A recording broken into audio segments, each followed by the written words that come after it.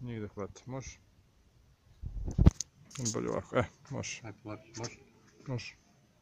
Znači, levo, seče do njih ide gore. Pada, sečemo napred, ovaj pada pored sebe. Ovaj ide nazad, pored ramena, sečemo pored ramena, ide gore. Stalno kašlje 180 stepeni, jedan, drugi. Radi osmicu. Kad bi gledao jedan, radio bi osmicu. Dole, gore. I drugi radi isto osmicu, obrnutim smerom. Kad spojiš te dvije osmice, radiš dole. Uvijek jedan seče, drugi. Možeš šire da radiš. Možeš uže ruke. U principu treba zamisliš nešto dolazi, ti blokiraš, sečeš ruku do zdolu. Dolazi s druge strane, s leve. Blokiraš tansao, režeš ruku do zdolu. Dolazi, to je najlakše.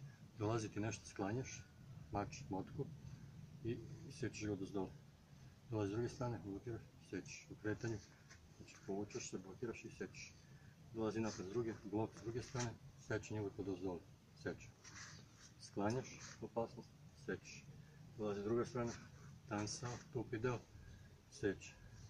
Paksao, režeš. Možeš u kretanju reći. Uđeš. Izblokirao si i sekao si, dolazi s druge strane, sekao si. Kad spojiš, oba rade osmice. To se zove 8 načina sečenja moći.